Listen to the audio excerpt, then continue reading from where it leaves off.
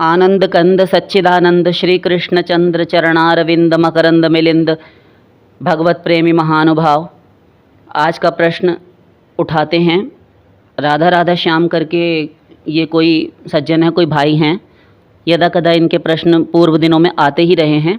ये प्रश्न करते हैं, क्या हम सत्य युग में थे? कलयुग अब तक में कितने बीत चुके हैं? मन से किए हुए पाप का दंड कैसे मिलता है? इनके एक प्रश्न में 4 प्रकार के प्रश्न इन्होंने एक साथ किए हैं। सभी प्रश्नों का बारी बारी से उत्तर ले लीजिए।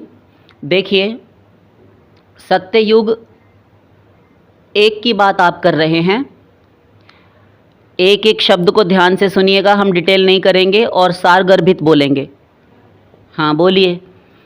देखिए, सत्ययुग, आप एक सत्ययुग की बात कर रहे हैं, किंतु यहाँ हम डिटेल में आपको समझा देंगे। आपने तो कहा डिटेल नहीं करेंगे। डिटेल में मतलब आपने जितना मांगा है वो बिल्कुल आपके मन मस्तिष्क में सदा के लिए बैठ जाएगा। कहीं आपको छानबीन करने की, किसी से पूछने की जीवन पर्यंत आवश्यकता नहीं पड़ेगी। डिटेल का अर्थ ये है। और व्यर्थ की बकवास रखेंगे नहीं, ठीक है? तो सत्ययुग की आपने बात की, समझ लीजिए। देखिए, हमारे वेद के अनुसार ये सृष्टि अनादि है। 3 तत्व अनादि अनंत शाश्वत हैं। एतज्ञेयं नित्यमेवात्म संस्थम नातः परम वेदितव्यम हि किंचित भोक्ता भोग्यम प्रेरितारं च मत्वा सर्वं प्रोक्तम त्रिविधम ब्रह्म में तत्।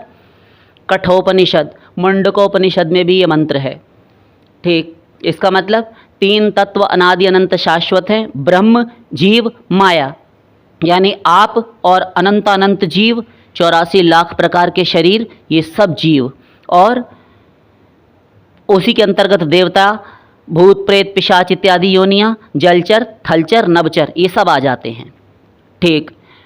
एक हुआ ब्रह्म यानी भगवान, तीसरा तत्व हुआ माया। ये 3 तत्व सदा से थे, हैं और रहेंगे। इनको कहते हैं अनादि अनंत शाश्वत, जो सदा रहे, सदा से हो और वर्तमान में भी हो, ठीक? समझ गए?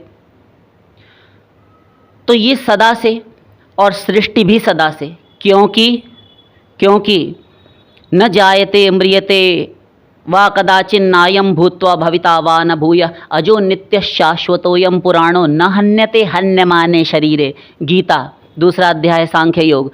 भगवान कहते हैं, ये मनुष्य शरीर आपको मिला ठीक है, किंतु जो तुम हो यानी शरीरी हो, जीवात्मा हो, यह सदा से था, है और रहेगा।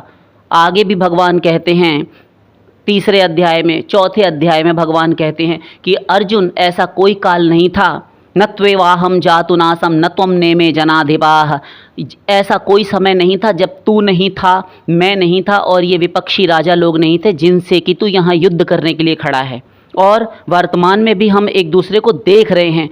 भविष्य में भी ऐसा कोई काल, कोई समय नहीं होगा जब तू नहीं होगा, मैं नहीं होऊंगा या ये नहीं होंगे। तो फिर आप तो मारने के लिए कह रहे हैं भगवान। अरे, इनके शरीर मारे जाएंगे जिन शरीरों को प्राप्त करके ये पाप कर रहे हैं और कर चुके हैं। हाँ, तो इसलिए, किंतु जीवात्मा नित्य अजर अमर शाश्वत है। तो ये तो बहुत आप सुन चुके हैं बचपन से। एक छोटा सा बच्चा से लेकर गधा तक जानता है कि जीवात्मा अजर अमर शाश्वत है, अनादि है और अनंत है और अविनाशी है। कभी इसका जन्म नहीं हुआ, कभी मरेगा नहीं। तो यदि जब किसी तत्व का जन्म नहीं हुआ, तब फिर वह सदा रहेगा। सदा मतलब अनिश्चित काल तक, अनंत काल तक। हाँ, समझ गए? तो इसलिए हमारे सारे जितने भी युग हैं, अब आपके प्रश्न के उत्तर पर आए। अनादि अनंत शाश्वत तत्व, तो ऐसे ही सृष्टि भी अनादि अनंत शाश्वत, क्योंकि ये जीवात्मा अपने कर्मानुसार सृष्टि में ही तो रहेंगे, और जब रहेंगे तो कर्म भी करेंगे, कर्म करेंगे तो फल भी भोगेंगे, फल भोगेंगे तो कहीं ना कहीं किसी जगत में तो भोगेंगे। हाँ, तो ये सृष्टि अनादि अनंत शाश्वत वेदों के अनुसार माना गया है, और सदा रहेगी। हमने आपसे युगों के विषय में पूछा है, इतनी भूमिका क्यों बोली?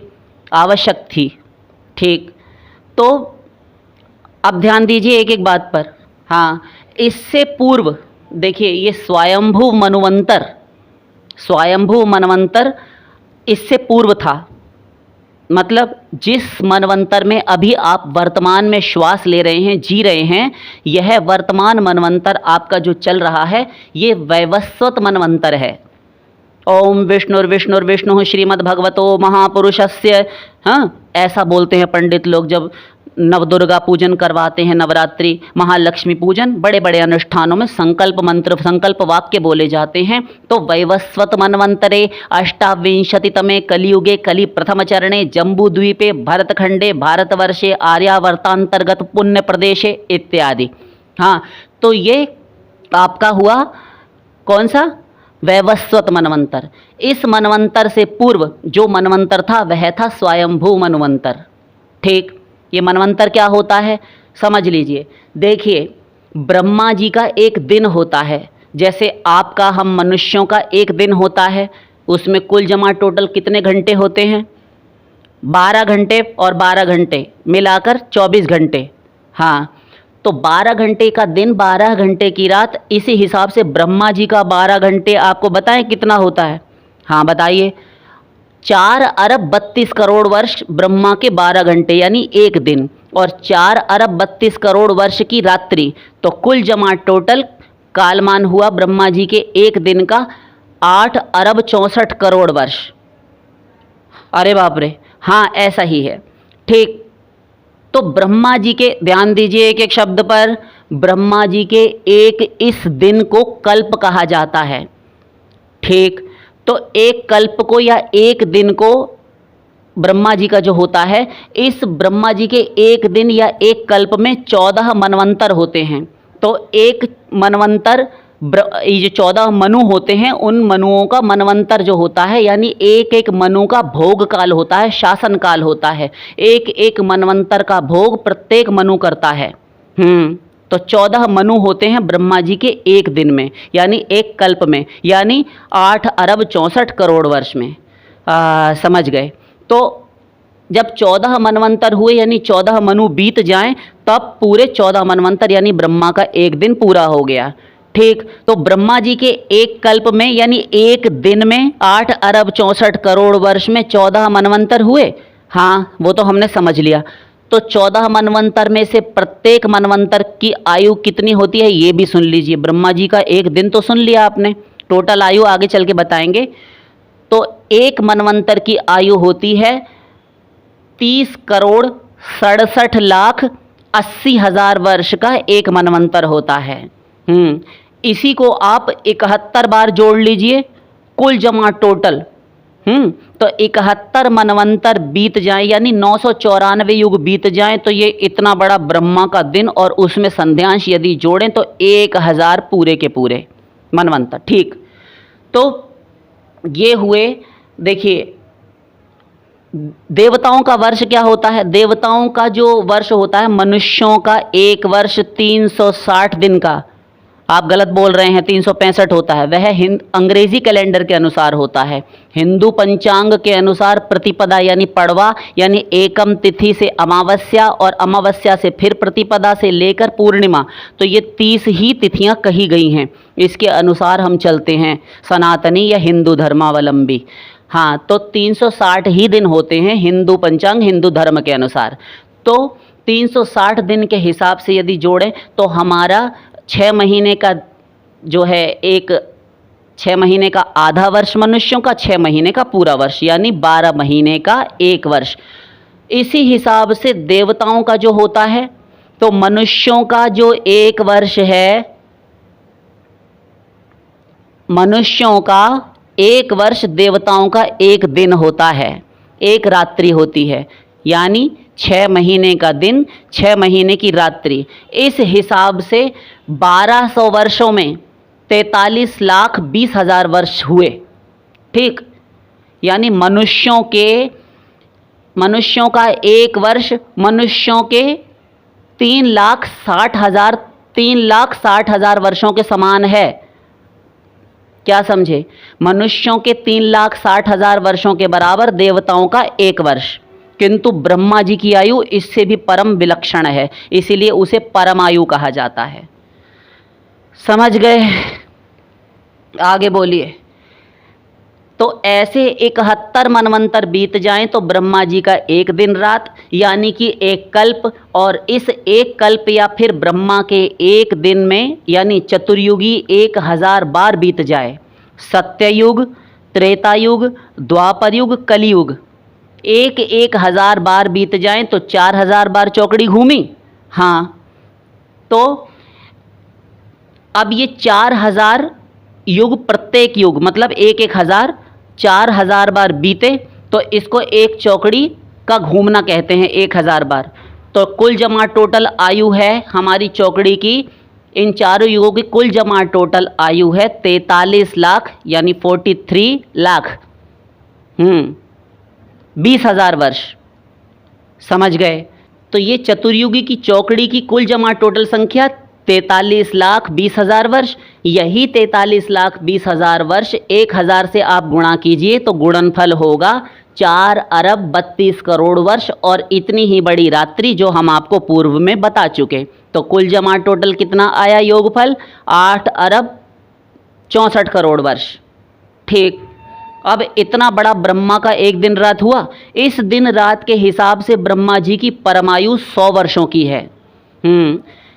इस 100 वर्षों की आयु को 50-50 वर्षों में 2 भागों में यदि बांटा जाए, विभक्त किया जाए, तो 50 वर्ष ब्रह्मा जी के बीत चुके। ये हम शिष्यों को, विद्यार्थियों को, सत्संगियों को बता चुके हैं। आपके प्रश्न पर विशेष रूप से बोल रहे हैं। ठीक, अन्य साधक साधिकाएं, माताएं, बहनें, भक्त सभी सुन लेंगे।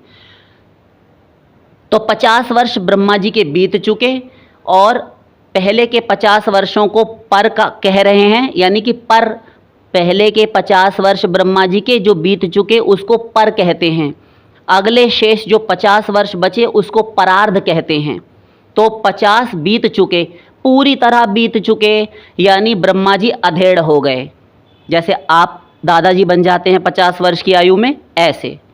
हाँ, तो उनको अब 51वां वर्ष लगा है ब्रह्मा जी को। हाँ, तो अब जो चल रहा है वह 51वां वर्ष है। तो वर्षों को तो छोड़िए, आप ब्रह्मा जी के एक दिन में 1000 बार चारों युग घूमते हैं, तो 43 लाख 20,000 वर्ष को 1000 बार यदि घूमें तो एक कल्प बनता है।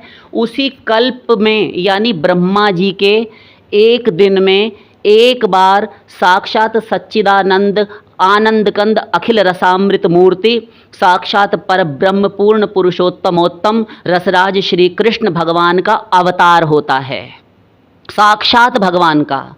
तो 5249 वर्ष पूर्व, ध्यान दीजिए, हाँ सुन रहे हैं आप, बोलिए। 5249 वर्ष पूर्व जो द्वापर युग था, महाभारत काल, तब जो भगवान का अवतार हुआ था, जिन श्री कृष्ण का जन्माष्टमी की रात्रि को, वह परिपूर्णतम भगवान श्री कृष्ण ही आए थे। समझ गए? तो एक दिन में ब्रह्मा जी के 1000 सत्ययुग, 1000 त्रेता युग, 1000 द्वापर, 1000 कलयुग आते हैं। तो 8 अरब 64 करोड़ वर्षों के एक दिन में 1000 बार चारों युग आते हैं। तो इसी 8 अरब 64 करोड़ वर्षों का 360 से गुणा कीजिए। 360 दिन बताए ना मनुष्यों के, ऐसे ही ब्रह्मा जी के आप जोड़ लीजिए। तो जो आपको मिले गुणनफल वह हुआ 1 वर्ष। 8 अरब 64 करोड़ वर्ष के ब्रह्मा जी के एक दिन के हिसाब से 1 वर्ष बनाइए ब्रह्मा जी का। 8 अरब 64 करोड़ वर्ष मनुष्यों के, इससे ब्रह्मा जी का 1 वर्ष बनाइए। अब उस एक वर्ष को 100 से आप गुणा कीजिए, तब कुल आयु आपकी कितनी मिलेगी ब्रह्मा जी की? 31 नील। ये कितना होता है? आप 31 लिखकर उसके आगे 17 ज़ीरो लगा दीजिए, यानी 31 लिखकर 17 ज़ीरो डाल दीजिए। इसको कहते हैं 31 नील। और इसमें कुछ लाख और है, यानी 3.5-4 लाख कुछ और मिलाकर है। केवल इतनी नहीं है, इससे भी और है। इस प्रकार ब्रह्मा जी की आयु परम विलक्षण है। तो एक दिन में 4000 सत्ययुग, त्रेता, द्वापर, कलयुग, तो 360 दिन में ब्रह्मा जी के 360 दिनों में, यानी एक वर्ष में 14,40,000 बार चारों युगों की चौकड़ी घूम जाती है। केवल एक वर्ष में बोल रहे हैं 14,40,000 वर्ष। इसी 14,40,000 वर्ष को 99 बार जमा कर लीजिए या गुणा कर लीजिए, तो बस उतने बार सत्ययुग आदि चारों युग घूमते रहते हैं। फिर ब्रह्मा जी इस हिसाब से अपनी परमायु को, परम विलक्षण आयु को पूर्ण करके भगवान में, श्री भगवान में विलीन हो जाते हैं। उनकी सेवा करके उनको मोक्ष मिल जाता है, भगवान के साथ एकत्व सायुज्य मिल जाता है। फिर क्या? अरे तो फिर सृष्टि रचना कौन करेगा ये तो बताइए। अरे तो फिर परमेष्ठी पद पर नए ब्रह्मा विराजमान होते हैं, अधिकारासीन पदासीन होते हैं। ऐसे अनंतानंत ब्रह्मा जी लीन हो चुके, आगे भी होते रहेंगे। इसलिए ये मत पूछिए कि कौन सा सतयुग कौन सा कलयुग चल रहा है। समझ गए? ठीक, तो कौन सा कलयुग चल रहा है फिर भी समझ लीजिए। देखिए, ब्रह्मा का 51वां वर्ष चल रहा है। हमने बताया था ब्रह्मा जी ने 51वां वर्ष में पदार्पण किया था, तो ये परार्ध चल रहा है, पर बीत चुका। हाँ, तो 51वें वर्ष का प्रथम मनवंतर, यानी इसको वाराह कल्प कहते हैं। अभी हमने कहा था ना, संकल्प वाक्य जब पढ़ा था वाराह कल्पे, तो क्यों जी ये कल्प वाराह कल्प क्या नाम क्या है, ये किस लिए पड़ता है नाम? तो देखिए, एक होता है पद्मकल्प, पूर्व समय में हुआ था पद्मकल्प, तो पद्म से, कमल से पृथ्वी जन्मी थी। या फिर यूं कहें कि भगवान के नाभि कमल से ब्रह्मा जी का आविर्भाव प्राकट्य हुआ। वो स्वर्णमय 1000 दलों वाला, पंखुड़ियों वाला कमल था, उस पर हिरण्यगर्भ स्वयंभू ब्रह्मा जी का आविर्भाव हुआ। तब उन ब्रह्मा से सृष्टि हुई, डायरेक्ट, पृथ्वी डूबी नहीं थी, तो उसको पाद्मकल्प कहते हैं। एक कल्प हुआ मेदिनी कल्प, जब मधुकैटभ नाम के असुर हुए तो भगवान ने छिन्ने चक्रेण, उन्होंने जघने शिरसी तयोः, अपने दोनों जंघाओं पर रखकर लिटाकर मधु और कैटभ के सिर सुदर्शन चक्र से उतार लिए। तो उनके शरीर से इतना मेद निकला, यानी चर्बी, जो फैट होता है ना शरीर में मनुष्य के, तो उनके शरीर से इतना मेद निकला, चर्बी निकली कि सारी पृथ्वी जो रसातल में गई थी, समुद्र का पूरा जल उनके मेद चर्बी से आच्छादित हो गया, ढक गया। तब जब भगवान ने वाराह अवतार लिया और अपनी उग्र दंष्ट्राओं पर, भयंकर दाढ़ों पर उठाकर पृथ्वी को उबार कर रसातल से लाए और समुद्र पर स्थापित किया, तो वह पूरी की पूरी सन चुकी थी, यानी लिप्त हो चुकी थी, चिपड़ चुकी थी उनके मेद से, चर्बी से। तब उस पर ब्रह्मा जी ने मनु इत्यादि को, शतरूपा को, प्रथम स्त्री पुरुष को सृष्टि करने की आज्ञा दी। तब उसको मेदिनी कल्प कहा गया। ऐसे ही अब ये वाराह कल्प कहलाता है। इस कल्प में आपने कथा सुनी है कि भगवान के पुरुषावतार महाविष्णु ने वाराह अवतार धारण किया।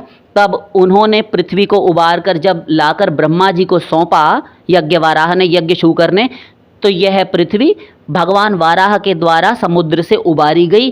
तब इसका नाम वाराह कल्प पड़ा। तो अभी जिस मनवंतर में आप जी रहे हैं, ये संसार को देख रहे हैं, यह वाराह कल्प चल रहा है। अभी यह बहुत लंबा है, यानी ब्रह्मा जी का अभी 51वां वर्ष प्रारंभ हुआ है। ये भी समझ गए? आगे बोलिए।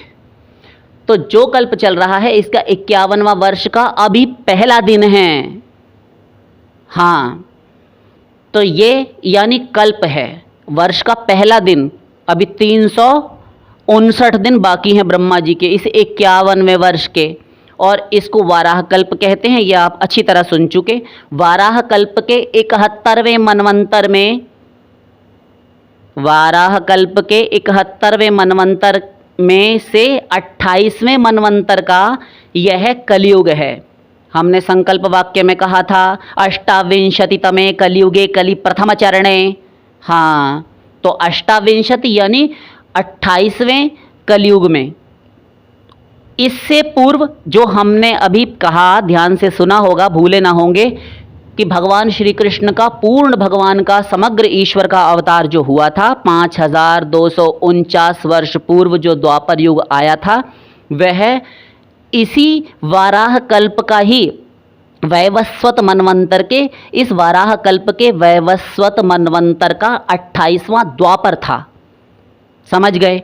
तो अब उसका कलयुग भी तो आना बाकी है ना, 4 युग तभी तो पूरे होंगे। तो ये आपका ब्रह्मा जी के 51वें वर्ष के पहले दिन के 28वें मनवंतर का यह प्रथम कलयुग है, और कलयुग का प्रथम चरण है अभी। ये एक ब्रह्मा कुमारी करके संप्रदाय आश्रम चल रहा है, ढोंग ढकोसला पाखंड, ये सारे समाज को बरगलाए हुए हैं। बेवकूफ़ी की पराकाष्ठा है, हाइट ऑफ स्टुपिडिटी जिसे कहते हैं। ये लोग कहते हैं कि हम सतयुग में जी रहे हैं, अभी सतयुग आ गया, भगवान का अवतार हो गया, जय मुँह तय बातें। कुछ नहीं हुआ, अभी बकवास करते हैं। अभी कलयुग टीनेज में है। टीनेज क्या होता है? जब आपकी ये बियर्ड आने लगती है, दाढ़ी मूछें थोड़ी थोड़ी आने लगती है और आप टीनेज में होते हैं, आपके शरीर में चेंजेस होने लगते हैं, बॉडी में हार्मोनल चेंजेस होते हैं, आप तरुण होने लगते हैं। इसको कहते हैं टीनेज। तो अभी तो कलयुग ने उस टीनेज में भी पदार्पण किया है, अभी तो कुमार अवस्था में आया है। तो प्रथम चरण हुआ कलयुग का, 15-16 वर्ष का युवा हुआ है अभी कलयुग। हाँ, तो जब तक ये बूढ़े बाबा जी बनेंगे दादाजी, तब तक हाहाकार मच जाएगा। अभी तो इसने चरण पूरा नहीं बढ़ाया, तब इतना पापाचार, अनाचार, दुराचार, भ्रष्टाचार हो रहा है इत्यादि। तो आप समझ गए। अब अंतिम प्रश्न का उत्तर कि मन से किए हुए पापों का फल कैसे मिलता है, दंड कैसे मिलता है। मन से किए हुए पापों का दंड कलयुग में नहीं मिलता उत्तरकांड के अनुसार, किंतु वहाँ पर गोस्वामी जी ने छूट नहीं दी। मानस पुण्य हो ही नहीं पापा। इस कलयुग में एक खासियत है कि मन से पुण्य तो होता है, मन से कुछ भी किया, मन से भगवान का स्मरण कर रहा है, ध्यान इत्यादि कर रहा है, कुछ अच्छी अच्छी बात सोच रहा है, वह तो उसका फल मिलेगा, किंतु पाप नहीं होगा। किंतु छूट नहीं दी गई। हमारे अन्य अन्य शास्त्र कहते हैं कि मन से भी किसी के विषय में सोचा, दुर्भावना की, तो भीतर बैठे हुए आपके जो क्षीरोदशाई अर्थात भगवान, जो परमात्मा जिसको कहा जाता है, जिनकी परमात्मा संज्ञा है, वे अंतर्यामी भी उनकी संज्ञा है। वे बड़े शरारती हैं, सब कुछ अंदर नोट डाउन कर लेते हैं, हर समय रजिस्टर और कॉपी पेन लेकर बैठे रहते हैं कि ये कुछ सोचे तो सही और हम लिख लेवें, फिर इसको दंड बताएं और इसको हम भुगतान कराएं। अब सोचो बच्चों। हाँ, तो इसलिए सोचना नहीं चाहिए किसी के खिलाफ, अन्यथा दंड मिलेगा, बच नहीं सकते आप। आशा करते हैं कि आपको उत्तर मिल गया होगा। शेष फिर